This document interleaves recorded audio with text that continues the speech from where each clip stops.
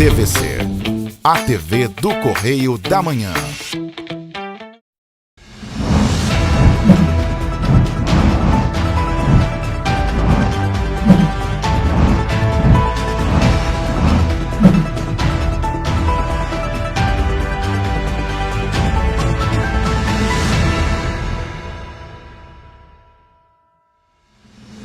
Olá, sejam bem-vindos ao Correio da Manhã na TV. Muito obrigado pela sua presença, sua audiência. Hoje é sábado. Chegamos com o resumo da semana para você com as principais notícias. Olá, Roberta. Olá, Jorge. Olá para você que nos acompanha. Seja muito bem-vindo. Lembrando que você pode participar do nosso jornal. Mande para cá sua reclamação, sua denúncia, sua sugestão de reportagem. Quais são os canais, Jorge? Temos o nosso e-mail oficial, tvccorreiodamanhã@gmail.com, e, é claro, o nosso WhatsApp, o meio mais fácil de entrar em contato com a gente. O DDD é 24, o telefone é 998398384. Participa, mande a sua mensagem, fale com a gente, que o jornal é feito para você. Vamos então às notícias deste sábado, dia 1º de julho. INSS começa a pagar segunda parcela do 13º salário. No Dia Nacional do Diabetes, pesquisa aponta crescimento de casos em mulheres.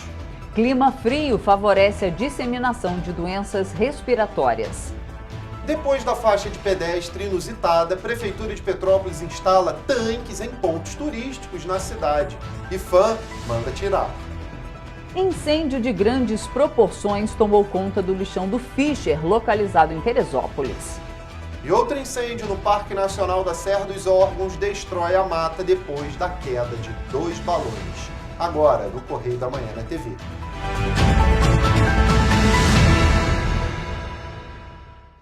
Vamos saber o que foi notícia na nossa edição impressa dessa semana, o que permeou as nossas páginas e, é claro, os principais acontecimentos. A gente começa lá pela coluna Magna Vita, falando sobre um evento no Hotel Fairmont Rio, que virou palco, do maior encontro empresarial do Brasil. Com o talk show com Léo Gandeman, o 22º Fórum Empresarial do LIDE foi aberto no Hotel Fairmont, no Rio. Na primeira fila, o ex-governador de São Paulo, João Dória Júnior, o ex-ministro Luiz Fernando Furlan e Vander Giordano, da Multiplan. Em clima bem carioca, a primeira noite contou com uma bate-papo, sobre música, comandado pelo empresário Luiz Calainho.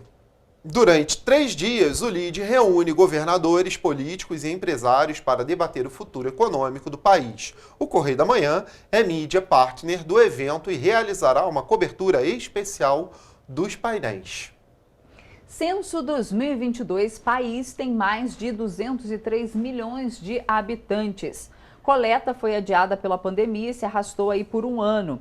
O Censo 2022 mostra que a população do Brasil atingiu 203 milhões de pessoas, com um aumento de 12,3 milhões desde a última coleta feita há mais de 10 anos. Os dados foram divulgados pelo IBGE. A diferença de 6,5% significa que o crescimento médio da população nos últimos anos foi de 0,52%, o menor registrado no país desde 1872, quando foi realizado o primeiro censo no país. E olha só, após CPMI, coronel do Exército é processado por falso testemunho. O deputado federal Duarte Júnior, do PSB do Maranhão, acionou o Ministério Público Federal e apresentou uma notícia-crime para apurar o crime de falso testemunho contra o coronel do Exército Brasileiro, Jean Lawande Júnior. A ação foi realizada na terça-feira, dia 27, após o coronel prestar depoimento na Comissão Parlamentar Mista de Inquérito, que investiga os atos antidemocráticos de 8 de janeiro em Brasília. Lawande Júnior é acusado de mentir durante a sessão. Essa CPMI ainda vai render muita coisa aí pra gente saber. E olha só, vamos ler juntos vamos aqui, lá. Essa porque é legal, essa fala aí do segundo caderno, dessa estreia. Olha só, gente, por último, um destaque muito especial nessa semana, o adeus a um grande herói. Pois é, tá lá estampado no nosso segundo caderno de quinta-feira, e você pode conferir, é claro, acessando o nosso site, mas é importante falar. Falamos dele, de Harrison Ford, que encara sua última aventura na pele do lendário arqueólogo Indiana Jones, que chegou às telonas na quinta-feira. O filme mais esperado do ano. Trata-se do último longa da franquia Indiana Jones, que marca a despedida de Harrison Ford aos 81 anos, gente, do icônico personagem. Muito que legal. fôlego aos 81, encarando um personagem de ação super divertido, fantástico, que é o Indiana Jones. Esse aí vale a pena ver nos cinemas, né? Sim, cinema, com certeza. Não dá pra ver de outra forma. Tem que ir lá na telona conferir o Indiana Jones, gente. E a gente faz agora um rápido intervalo e na volta você vê que compra da Garoto pela Nestlé é autorizada após 20 anos. Pois é. E você ainda vai conferir também que especialista, né, dá dicas de como economizar energia no inverno. Importante, hein? O Correio da Manhã volta já.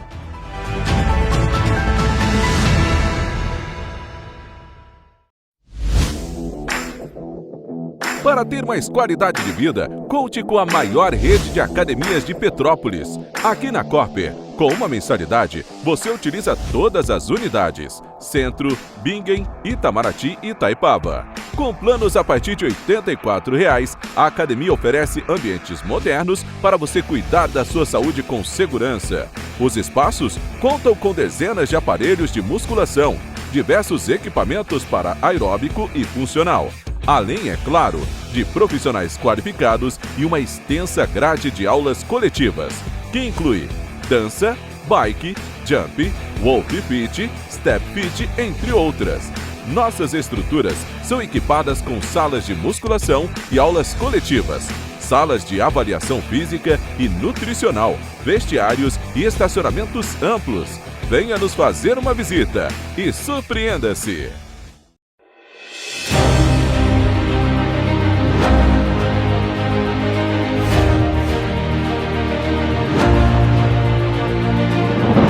Não é jornalismo de direita, é jornalismo direito. Correio Petropolitano. Tudo que seu jornal não deveria ter deixado de ser. Todos os dias, em uma banca perto de você.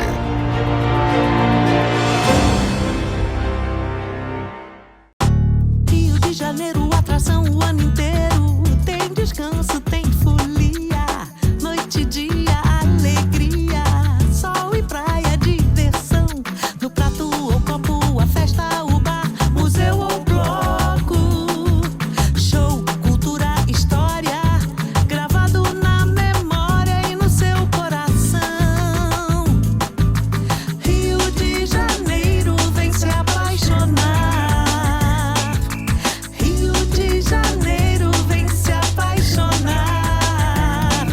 Cidades maravilhas, campo, mata, serra e trilha, em estado de emoção. Tem o Rio de Janeiro, que você já ama, e o Rio, que ainda vai conquistar você. Apaixone-se pelo Rio. Rio de Janeiro, vem se apaixonar. Rio de Janeiro, vem se apaixonar. Governo do Estado do Rio de Janeiro.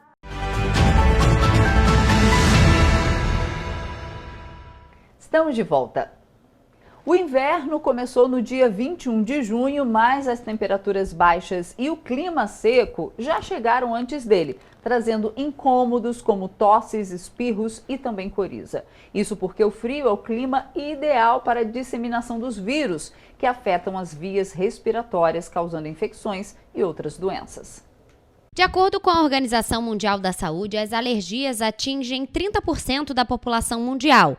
E, segundo especialistas, até o final do século, pelo menos metade dos brasileiros irão sofrer de algum tipo de alergia. A fisioterapeuta Ana Fraga, especialista em fisioterapia respiratória, explica que o tempo seco e a baixa umidade relativa do ar são fatores que contribuem para o aumento das alergias respiratórias devido à alta concentração de poluentes na atmosfera, reduzindo os mecanismos de defesa do organismo, ocasionando o aparecimento de doenças respiratórias. A gente fala muito a respeito das pessoas alérgicas, que são as pessoas mais suscetíveis a essas patologias, mas os outros também não estão longe de ser acometidos por elas. Manter um ambiente arejado, o maior tempo que vocês conseguirem.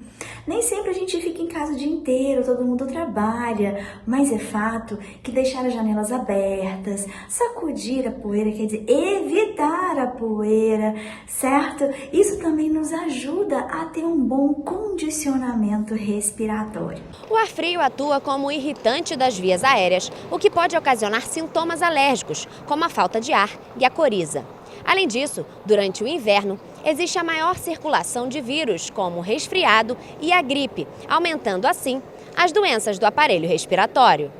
Segundo a fisioterapeuta, o que favorece a disseminação destas doenças é o comportamento que as pessoas adotam no inverno, quando costumam ficar mais tempo em ambientes fechados, com pouca ventilação. A fisioterapeuta observa que as atitudes simples podem fazer toda a diferença para ajudar na prevenção contra vírus e bactérias, que afetam as vias respiratórias, como, por exemplo, manter o ambiente arejado, lavar as mãos com frequência, cobrir a face ao espirrar ou tossir e também beber bastante líquido.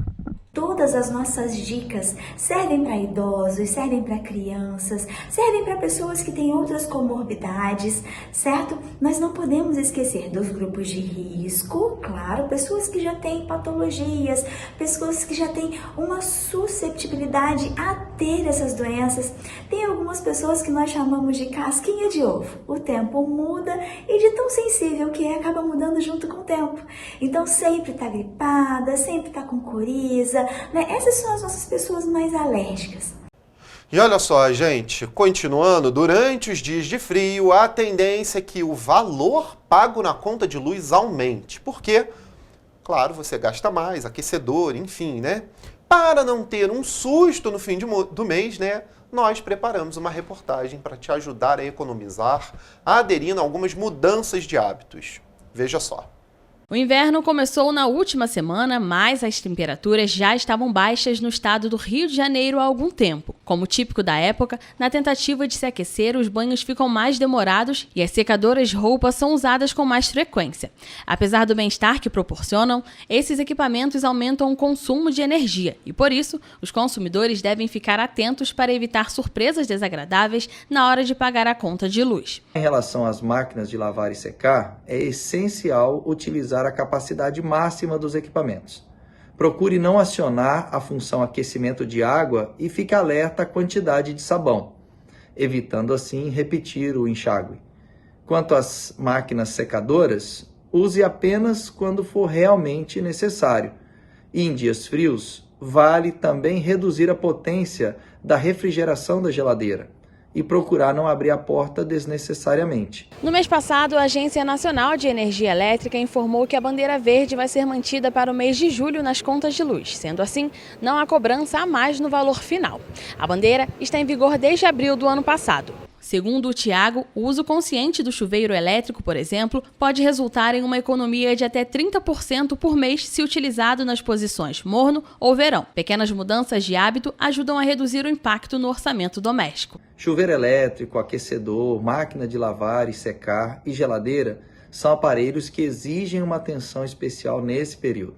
É possível obter uma redução de até 30% na conta de energia, por exemplo, só apenas regulando o chuveiro nas posições morno ou verão e tomando banho em menos de 15 minutos.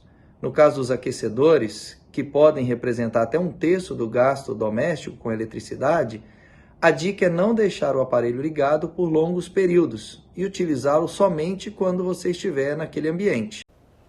O Dia Nacional do Diabetes foi marcado no calendário brasileiro em 26 de junho. A data foi estabelecida com o intuito de conscientizar a população sobre os cuidados necessários da doença, que afeta cerca de 537 milhões de pessoas. Em todo o mundo, isso em todo o mundo. Dados da Febrasgo indicam que os casos de diabetes em mulheres cresceram 54% nos últimos 15 anos. Na última segunda-feira foi celebrado o Dia Nacional do Diabetes, uma condição metabólica caracterizada por altos níveis de glicose no sangue, devido à deficiência na produção ou na ação da insulina, hormônio responsável por regular a quantidade de açúcar no organismo. De acordo com a Federação Internacional de Diabetes, estima-se que aproximadamente 463 milhões de pessoas no mundo vivam com diabetes, sendo o Brasil um dos principais países afetados por essa epidemia. Dados recentes revelam que mais de 16 milhões de brasileiros possuem diabetes, o que representa cerca de 7,7% da população adulta. Além disso, estima-se que outros 12 milhões de indivíduos tenham a doença, mas ainda não tenham sido diagnosticados. A gente ainda escuta que as pessoas não conseguem chegar numa UBS, que é uma atenção primária, por exemplo, e fazer um teste de glicemia, né? Existem algumas solicitações que precisam ser feitas, ela precisa estar com algum comprovante para conseguir fazer isso, né? E a gente também tem realmente a situação da pessoa que não procura o médico, né? Que não tem essa adesão, não tem essa constância de fazer alguns exames de rotina e por isso acaba retardando bastante o tratamento. Então, na verdade, é um misto das duas situações. De acordo com os dados divulgados pelo Observatório de Atenção Primária em Saúde, as mulheres representam 57% dos casos de hipertensão e diabetes nas principais capitais brasileiras. Além disso, outro dado alarmante chamou a atenção nas redes sociais, porque as mulheres também cresceram com os números de casos de diabetes. Nos últimos 15 anos, houve um aumento de 54%. Há ainda uma elevação no número de casos de mulheres que desenvolveram o diabetes durante a gravidez. Um motivo que aumentou muito é o fato de melhorarmos o diagnóstico. O segundo é que a obesidade está imperando na população. Então, nós estamos hoje vivendo uma pandemia de obesidade e, junto com a obesidade, sem dúvida, carrega uma resistência à insulina e uma possibilidade maior de diabetes. Para os profissionais, é fundamental ressaltar que o diabetes, se não for controlado adequadamente, pode levar a complicações graves, como doenças cardiovasculares, insuficiência renal, problemas de visão e amputações. Não adianta prescrever, indicar, orientar e de repente essa pessoa não ter essas mudanças de hábitos. Então, isso depende muito mais dele. Da mesma forma que não adianta o paciente ter todas as condutas e não trazer esse relato para a gente, porque a gente não sabe, deu certo, não deu, funcionou, não funcionou. Então, o tratamento ele depende muito e precisa dessa participação do paciente. Ele realmente é o papel principal ali no tratamento. O dia 26 de junho é essencial para a conscientização sobre a importância de um estilo de vida saudável, para prevenir o desenvolvimento da doença e minimizar os impactos. A gente diz que é muito importante no diabetes a educação em diabetes. Ele tem que saber da sua doença, como ele vai diagnosticar, como é que ele vai saber se ele está bem compensado ou não, o que ele precisa fazer, com os sinais de alerta que ele tem que ter.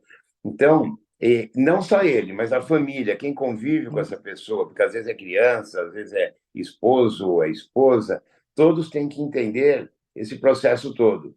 E acho que nada melhor do que no dia que nós estamos vivenciando, que todo mundo tenha ciência e consciência de como é a situação do diabetes hoje.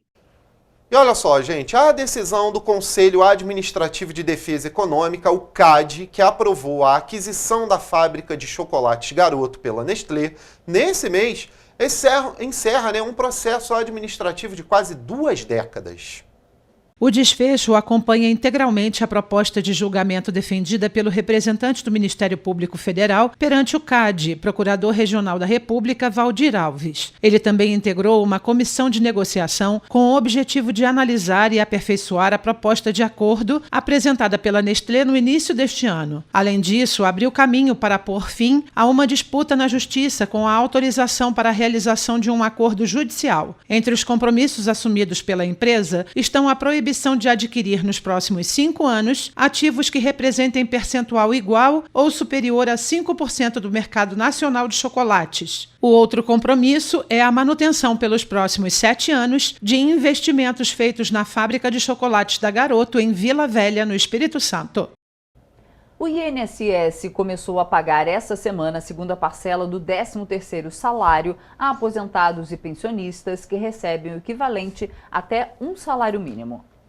A partir desta terça-feira, começam a ser depositados os créditos dos beneficiários, cujo NIS, desconsiderando o último dígito, termina no número 2, e assim sucessivamente, conforme o calendário de pagamentos previamente divulgado pelo INSS. Os beneficiários que ganham acima de um salário mínimo a título de aposentadoria, pensão ou de outros benefícios pagos pelo INSS, começarão a receber o crédito a partir do próximo dia 3. O valor exato a que cada beneficiário faz jus pode ser consultado na página do INSS em meu.inss.gov.br na internet ou por meio do aplicativo da autarquia. A primeira parcela do abono anual foi liberada antecipadamente em maio deste ano, beneficiando a mais de 30 milhões de pessoas. No total, o governo federal vai destinar mais de 62 bilhões de reais para pagar os benefícios. E o governador do estado do Rio de Janeiro, Cláudio Castro, autorizou a convocação de mais de 443 professores aprovados nos concursos promovidos pela Secretaria de Estado de Educação em 2013 e 2014. Os profissionais foram selecionados para o cargo de professor docente 1. Na segunda-feira, a Justiça do Rio manteve a ilegalidade da greve dos professores da rede estadual. Mesmo após os recursos apresentados pelo Sindicato dos Professores e dos Profissionais da Educação. Com essa decisão do presidente do Tribunal de Justiça, desembargador Ricardo Cardoso, fica mantida a multa diária pelo descumprimento da liminar, que determina o fim da paralisação e o retorno imediato dos professores às salas de aula. Ao negar o recurso, o desembargador entendeu que os alunos ficariam desprovidos do serviço, que é essencial. Na quarta-feira, haverá uma audiência de conciliação promovida pelo Tribunal de Justiça entre o CEP e os representantes do governo do estado. Quanto aos professores convocados, eles deverão se apresentar nas regionais da CEDUC para entregar de novo as novas documentações. Os novos servidores vão fazer a perícia médica e vão passar pelo acolhimento na SEDUC. Gabriel Fachola, de volta ao estúdio. O governo do estado repassou esta semana 459 milhões de reais para os 92 municípios fluminenses. Os valores correspondem à distribuição de parte da arrecadação de royalties de petróleo e dos tributos IPI, ICMS e IPVA às administrações municipais. O total depositado no mês de junho foi de 708 milhões de reais. Desde o início deste ano, ao adicionar as cotas parte e os repasses relacionados às transferências federais e a receita diretamente arrecadada pelo Estado, os municípios receberam um total acumulado de 6,2 bilhões de reais. Os depósitos semanais são feitos por meio da Secretaria de Fazenda, conforme prevê a Lei Complementar número 63, de 11 de janeiro de 1990. Os valores semanais transferidos aos municípios fluminenses variam em função dos prazos fixados na legislação vigente. Dependendo do mês, pode haver até 5 datas de repasses. As variações desses depósitos oscilam conforme o calendário mensal, os prazos de recolhimento tributário e o volume dos recursos arrecadados. A agenda de recolhimento tributário pelos contribuintes está concentrada no dia 10 de cada mês. Gabriel Fachola, de volta ao estúdio. Gente, a Polícia Rodoviária Federal participou de um encontro de carros antigos com viaturas históricas da instituição. O evento é um dos maiores do Rio de Janeiro. A exposição aconteceu no estacionamento de um shopping em Jacarepaguá, na Zona Oeste.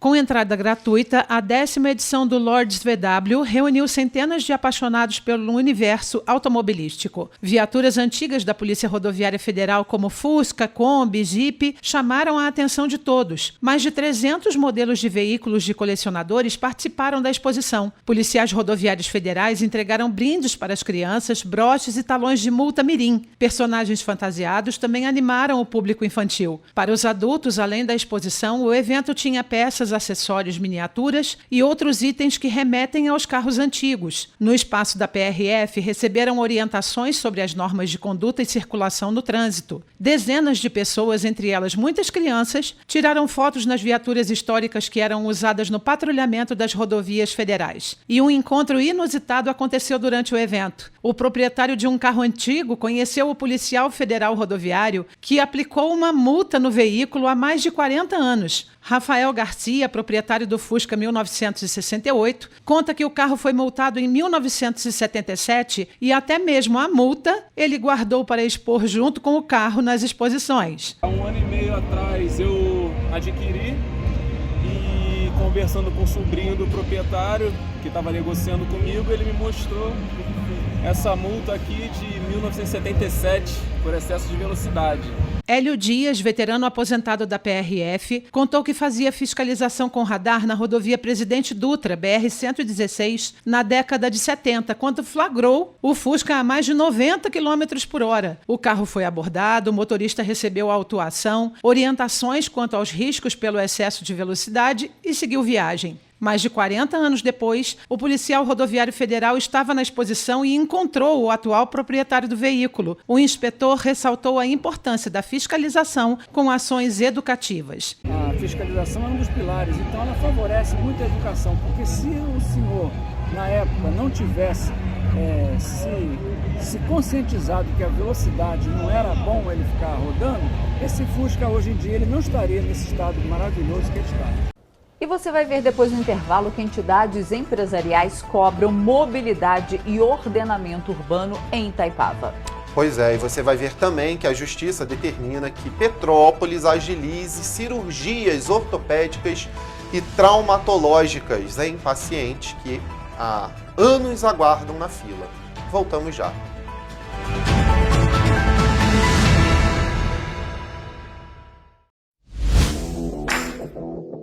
Para ter mais qualidade de vida, conte com a maior rede de academias de Petrópolis. Aqui na Corper, com uma mensalidade, você utiliza todas as unidades: Centro, Bingen, Itamaraty e Itaipava. Com planos a partir de R$ 84,00, a academia oferece ambientes modernos para você cuidar da sua saúde com segurança. Os espaços contam com dezenas de aparelhos de musculação, diversos equipamentos para aeróbico e funcional. Além, é claro, de profissionais qualificados e uma extensa grade de aulas coletivas, que inclui dança, bike, jump, walk fit, step fit, entre outras. Nossas estruturas são equipadas com salas de musculação e aulas coletivas, salas de avaliação física e nutricional, vestiários e estacionamentos amplos. Venha nos fazer uma visita e surpreenda-se! Rio de Janeiro, atração o ano inteiro. Tem descanso, tem folia. Noite e dia, alegria. Sol e praia, diversão. No prato ou copo, a festa, o bar, museu ou bloco. Show, cultura, história. Gravado na memória e no seu coração. Rio de Janeiro, vem se apaixonar. Governo do Estado do Rio de Janeiro.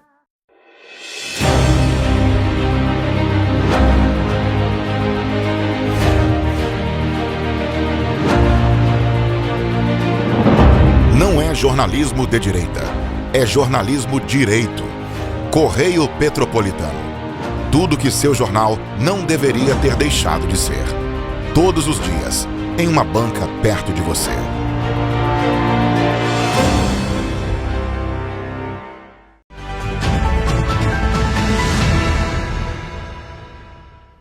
Voltamos. E olha, 1 ano e 4 meses após a tragédia que atingiu Petrópolis no ano passado, ainda há muitas questões a serem resolvidas. Há famílias sem respostas sobre vítimas e muitas outras com dificuldades relacionadas à moradia. Confira na reportagem.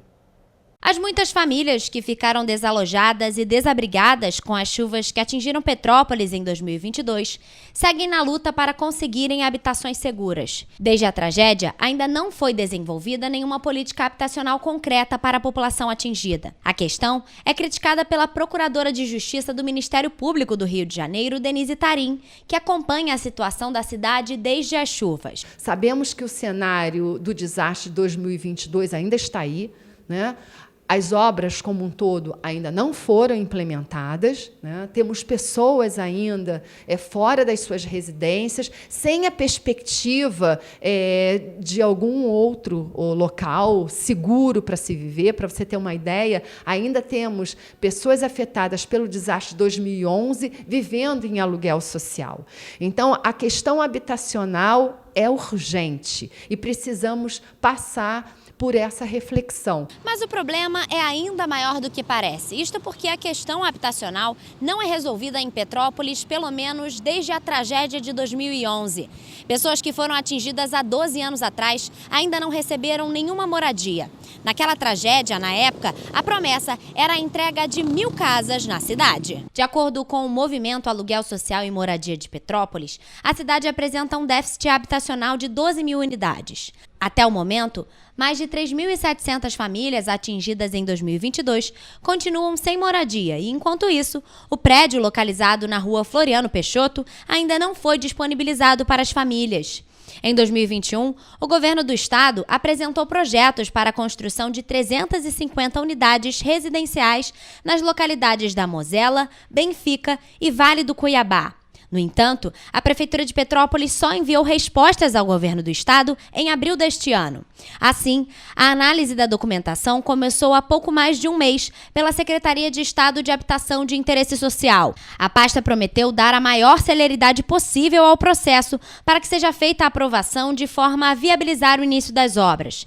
Enquanto isso, quase 4.000 famílias atingidas pelas chuvas em diversos anos aguardam uma nova casa. Até nós conseguirmos uma decisão final transitada em julgado, isso pode levar até uma década. Então, nós temos essa ação, essa forma de atuação, mas nós temos outra, que é essa que estamos fazendo aqui, né? De levar a informação, de conscientizar a população do seu papel, né? De reivindicar também a moradia segura como um direito constitucional. Muitas pessoas não têm consciência disso. No dia 19 de junho, a procuradora participou de um evento no Cefet Petrópolis para tratar sobre os diálogos intersetoriais como respostas aos desafios na gestão de riscos de desastres. Segundo ela, a prevenção é a melhor resposta para as chuvas. E ainda, para que a população esteja segura nas próximas chuvas, é necessário que a política habitacional saia do papel. Precisamos conversar, precisamos mobilizar a comunidade para que tenhamos uma visão que sem moradia segura não há como prevenir os desastres. A Prefeitura de Petrópolis anunciou que vai fazer a compensação financeira para 245 famílias que terão as casas demolidas durante as obras do Morro da Oficina. O local foi o mais afetado pelas fortes chuvas que assolaram a cidade em 2022. As obras de contenção que a Prefeitura está realizando no Morro da Oficina, no Alto da Serra, exigem a demolição de 245 casas. De acordo com o governo municipal, as demolições vão garantir a segurança das obras e viabilizar a construção das contenções. Desta forma, a Prefeitura informou que fará uma compensação financeira para as famílias proprietárias dessas casas dentro do Programa Municipal Recomeço Seguro. Na quinta-feira, Prefeitura e Defensoria Pública assinaram um termo de ajustamento de conduta definindo as regras dessa compensação. A Prefeitura informou que vai pagar entre R$ 90 e R$ 230 mil para cada família. A definição das 245 famílias foi feita através de um levantamento topográfico e fotográfico realizado por técnicos da Prefeitura, que, segundo o governo municipal, avaliou cada imóvel de forma individualizada nos últimos meses. meses. No entanto, apesar de ser um auxílio justo para essas famílias, das quais muitas não podem nem voltar para suas casas, o valor pode não ser suficiente. É o que aponta Cláudia Renata Ramos, presidente da Comissão das Vítimas das Tragédias da região serrana e do Movimento do Aluguel Social em Petrópolis. Os valores me preocupam um pouco, por quê? Porque vai de 90 mil até 230 mil. Acima de 150 mil reais, a gente sabe que em Petrópolis a gente consegue comprar uma casa. E tem que garimpar muito, né? Devido à especulação imobiliária e por falta de documentações. Hoje, se você for na Caixa Econômica e quiser comprar uma casa aqui em Petrópolis com a documentação toda ok, por 150 mil, 180, 200 mil, você é uma agulha no palheiro. A prefeitura afirma que as famílias que terão as casas demolidas começarão a ser convocadas no mês de julho. No entanto, Cláudia Renata lembra que os moradores não são obrigados a aceitar esta compensação financeira, caso entendam que ela não será suficiente para encontrarem um local seguro para morar e dentro do valor oferecido pelo governo municipal. Eles aceitam se eles quiserem. Se eles não quiserem fazer esse acordo, eles podem ficar no aluguel social e aguardar o próximo empreendimento na cidade para que seja doada essa unidade habitacional para eles. Quem também mostrou preocupação sobre o assunto foi o vereador Marcelo Lessa, presidente da Comissão de Planejamento, Uso, Ocupação e Parcelamento do Solo, Política Urbanística e Habitação. O vereador afirma que a Câmara dos Vereadores não foi informada sobre esta medida. Para Lessa, a melhor solução seria a construção de casas populares. Primeiramente, eles teriam que ter mandado já para a Câmara, né? Isso não chegou lá ainda. Então eu não estou por dentro ainda desse assunto, né, por completo, vou me inteirar, tomei ciência agora, eu vou fazer um requerimento de informação para a Prefeitura para ver como vai ser feito esse pagamento. Acho que 90 mil é um valor muito irrisório, a pessoa não vai conseguir comprar uma casa por 90 mil, acho difícil. Eu tenho uma solução para isso, nós temos a solução, a Prefeitura tem que arrumar essa solução, a solução é fazer a casa para o povo. Temos terrenos, tem um terreno lá no Morém, que eu apresentei até mesmo para a Prefeitura, um terreno que dá para fazer 80 casas, no mínimo 80 casas, e essas pessoas têm que ter o direito de ter a sua casinha. As obras do Morro da Oficina foram divididas pela Prefeitura em 3 lotes. As do lote 1, entre o Hipershopping Petrópolis e a rua Ercília Moretti, foram iniciadas pela Prefeitura em janeiro. As do lote 2, entre as ruas Ercília Moretti e Frei Leão, tiveram ordem de início do prefeito no dia 14 de junho e ainda estão no início. As do lote 3, entre as ruas Frei Leão e Osvério Vilhaça, estão em fase de licitação. A obra começou em janeiro. Nada praticamente foi feito. Fizeram uns furos, colocaram uns ferrinhos lá. Eu estou fazendo um requerimento de informação também para saber o valor que foi pago, qual foi a medição paga pelo governo, para a gente acompanhar. Eu não posso falar ainda porque eu não tenho requerimento. Tem que esperar esse requerimento chegar para mim, para a gente de fato acompanhar e ver se está atrasado, se não está atrasado, se foi pago além do que era para ser pago.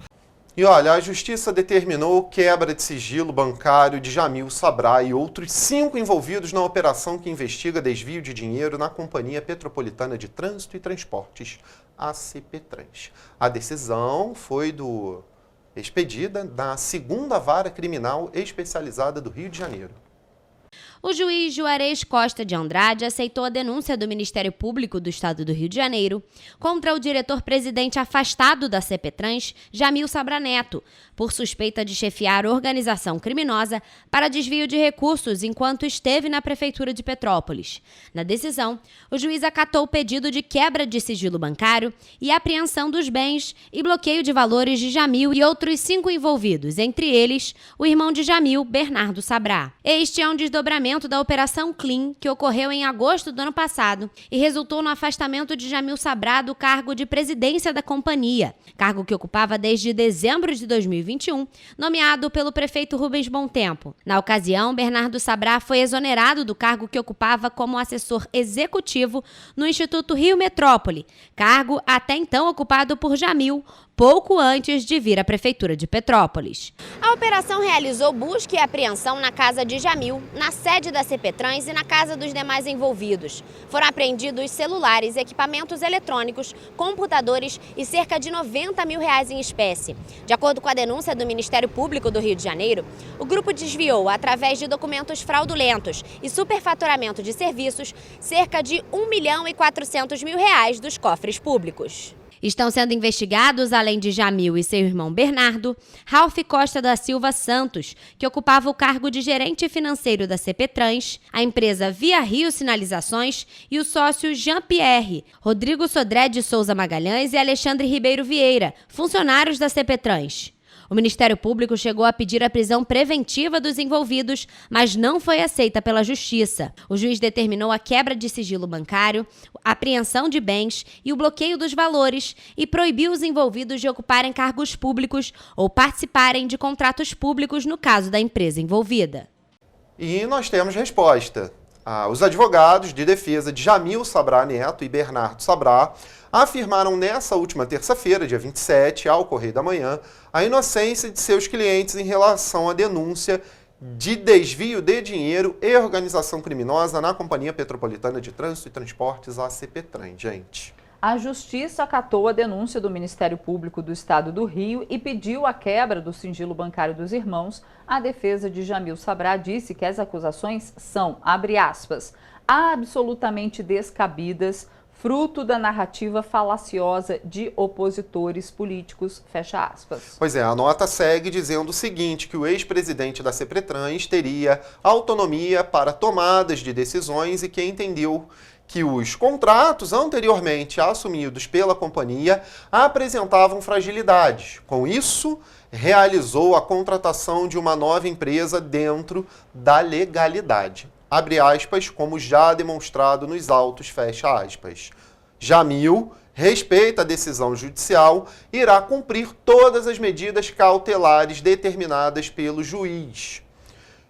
A defesa segue trabalhando com serenidade, na absoluta convicção de que será feita justiça com a absolvição do senhor Jamil, fecha aspas, conclui essa nota, né? E a defesa de Bernardo Sabrá diz que não identificou, entre aspas, nada de inconsistente em desfavor do Bernardo Sabrá. A defesa disse que o Ministério Público tem o poder de acusar, mas não de julgar, tarefa que cabe ao Poder Judiciário. Em nota, a Prefeitura informou que nem a CPTrans nem a administração direta foram notificadas. Diz que a companhia dará continuidade às ações de transparência e abriu processo licitatório para contratar auditoria externa.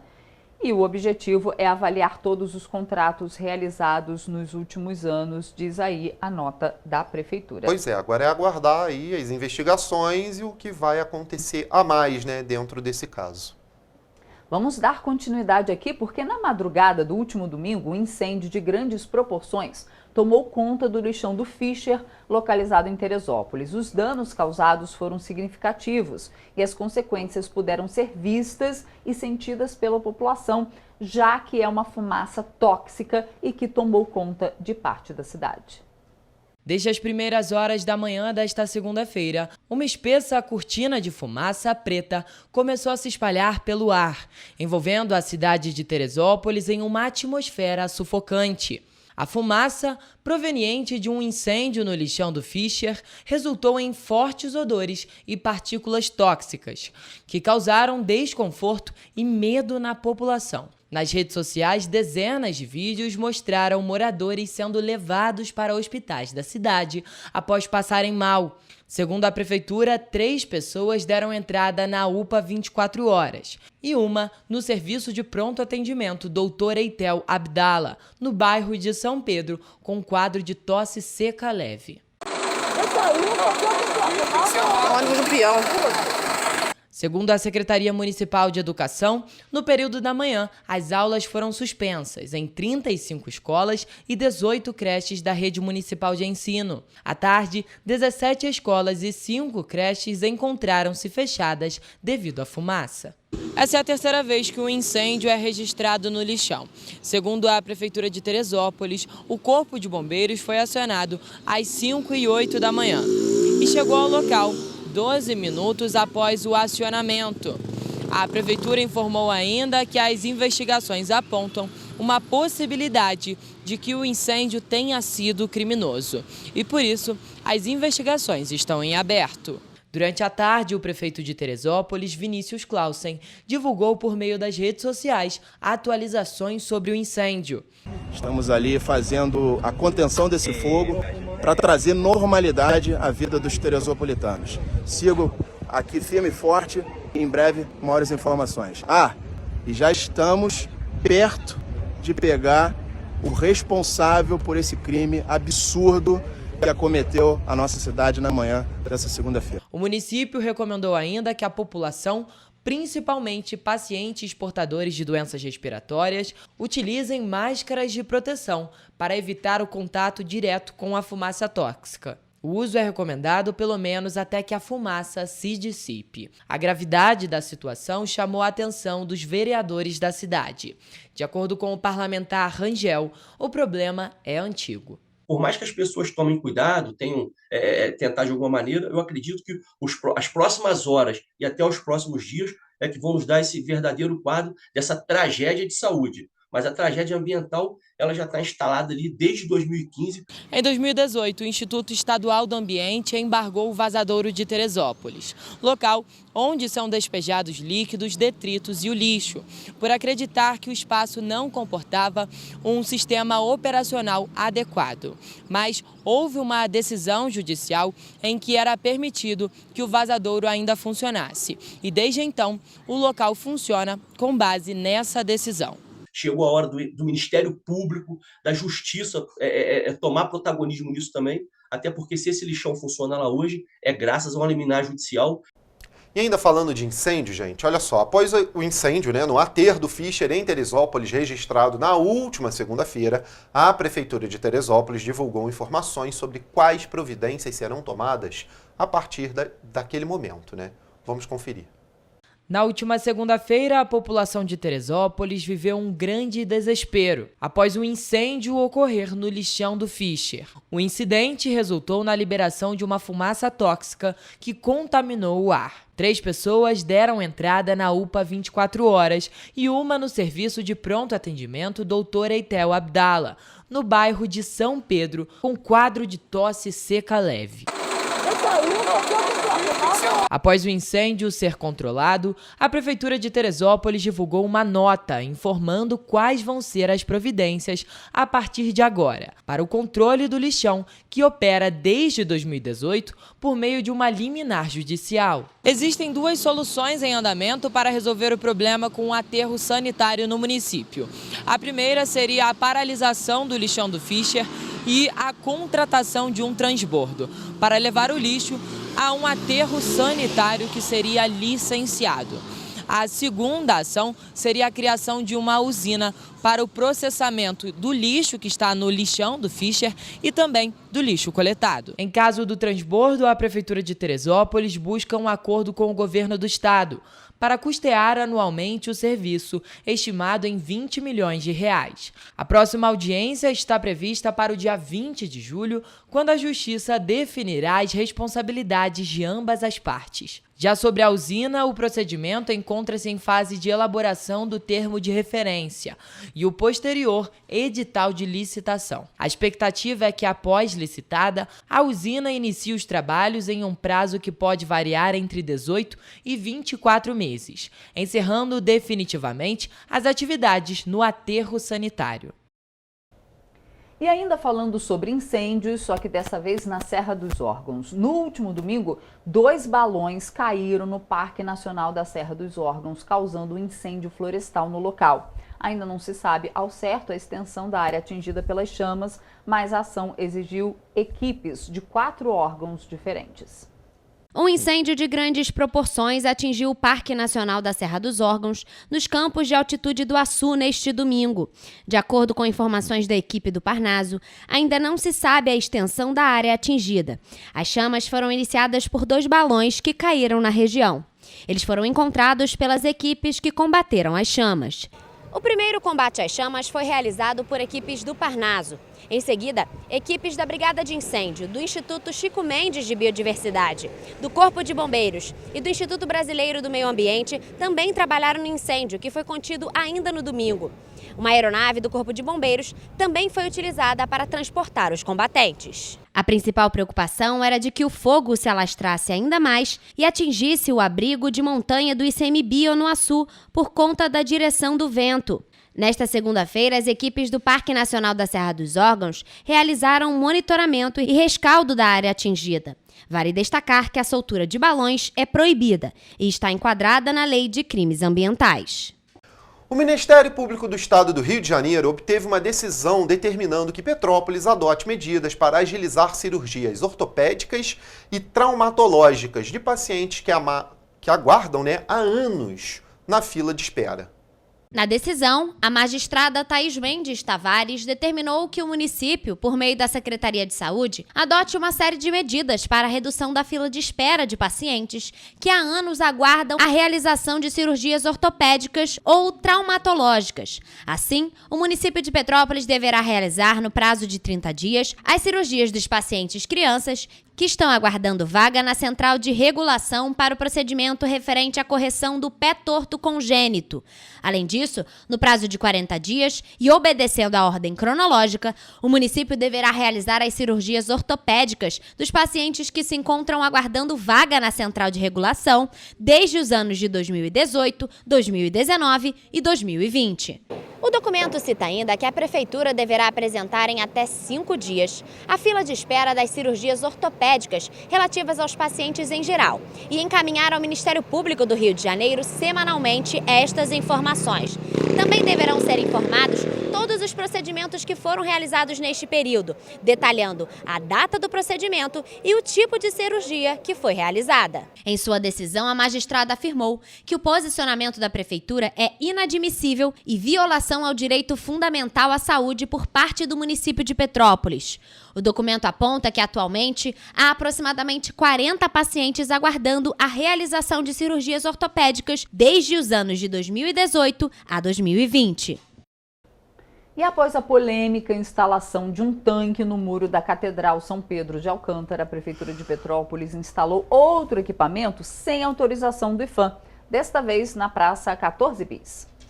O Instituto do Patrimônio Histórico e Artístico Nacional solicitou à Prefeitura Municipal de Petrópolis a retirada de um tanque instalado na Praça 14 Bis, no centro da cidade. O intuito do equipamento é fornecer água aos visitantes durante a Bauerfest, realizada até o dia 9 de julho. As instalações têm dividido opiniões. Isso porque, apesar de não haver autorização, tendo em vista que se tratam de locais tombados, os ambulantes afirmam que é necessário ter uma fonte de água nas localidades em questão. Em nota, o IPHAN informou que vai solicitar a retirada imediata do tanque. O Instituto informou ainda que é muito importante que intervenções em locais tombados sejam previamente aprovadas para preservar o patrimônio cultural. Ainda em nota, o IPHAN informou que, situada próxima à Casa Santos Dumont, um dos principais pontos turísticos da cidade, a praça integra o conjunto urbano-paisagístico de Petrópolis, inscrito no livro do tombo arqueológico, etnográfico e paisagístico do IPHAN. Na última semana, outro caso parecido já tinha repercutido nas redes sociais. O outro tanque foi instalado no muro da Catedral São Pedro de Alcântara, mas foi rapidamente removido após o IPHAN solicitar ao governo municipal. Nós recebemos ontem um vídeo e várias fotos mostrando um tanque que foi instalado no muro aqui da igreja, um muro histórico, preservado pelo nosso IPHAN. Fizemos contato com o IPHAN hoje pela manhã, o IPHAN deixou claro que não tinha autorizado esse tanque aqui. Comunicamos à Prefeitura, rapidamente a Prefeitura tirou aqui o tanque e agora precisa fornecer água para os ambulantes que receberam o alvará para trabalhar aqui durante a Bauerfest. Isso aqui não é bagunça, a gente precisa se organizar melhor. É importante ressaltar que, durante eventos de grande porte, os organizadores enviam ofícios à Prefeitura solicitando a instalação de tanques para que os clientes tenham acesso à água potável para a higienização das mãos. A 4ª Vara Civil de Petrópolis autorizou na última semana a abertura do espaço Itaipava Mix em Itaipava. Mas a decisão não agradou as entidades do setor de comércio da cidade. Os representantes cobram do governo municipal ações efetivas para mobilidade e ordenamento urbano. O espaço Itaipava Mix tem sido alvo de debates e preocupações por parte das entidades empresariais. Em uma carta aberta divulgada na última sexta-feira, essas entidades reivindicaram da Prefeitura de Petrópolis investimentos em mobilidade e ordenamento urbano com o objetivo de atender às necessidades do distrito. Segundo o presidente do Sicomércio, Marcelo Fiorini, o crescimento do número de empreendimentos na região tem contribuído para agravar a situação, tornando imprescindível o desenvolvimento de ações que garantam a mobilidade adequada aos moradores e visitantes. Pelo que a gente saiba, não existe legislação que contemple esse tipo de empreendimento, né? Empreendimentos com lojas com metragem quadrada abaixo do que está estabelecido pela lei, pelo Código de Obras do município. A gente tem ali também uma questão muito importante, que é o número de vagas que não é compatível com o número de boxes que eles pretendem colocar. Temos também a questão da legalização desses empreendimentos. Temos a questão do Corpo de Bombeiros ali, que parece que ainda não deu o laudo definitivo para poder fazer a instalação de toda a situação que deveria ser de acordo com a lei. Na carta, as entidades informaram que não repudiam nenhum empreendimento econômico, apenas cobram medidas efetivas da Prefeitura. Os apelos por melhorias na infraestrutura de Itaipava são antigos, especialmente quando se trata do trânsito. Segundo Cláudio Mohamed, presidente da Câmara dos Dirigentes Lojistas, é perceptível a necessidade de intervenções para melhorar as condições de tráfego e garantir a segurança dos pedestres e condutores.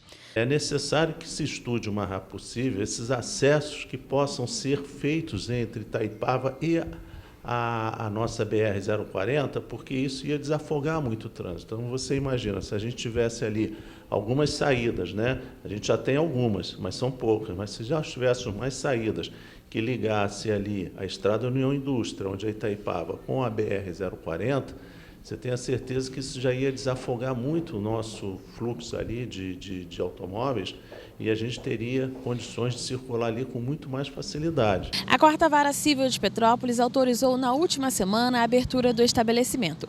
A previsão de inauguração é entre os dias 15 de julho e 1º de agosto. O espaço vai contar com 90 boxes de lojas e estacionamento para quase 70 vagas. Em contrapartida, equipes do Conselho Regional de Engenharia e Agronomia do Rio de Janeiro vistoriaram o espaço e lavraram autos de infração. Foi identificado que o engenheiro responsável pela execução da estrutura metálica do local não tem habilitação para a função.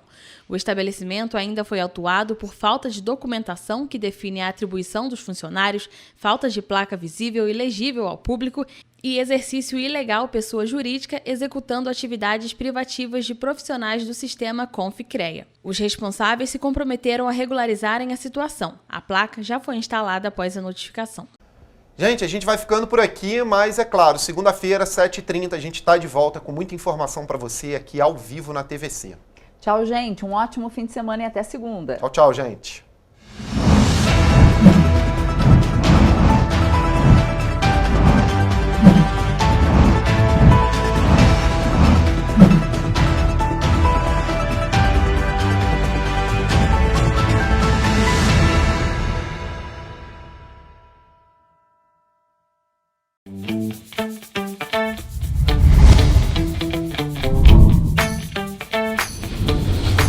TVC, a TV do Correio da Manhã.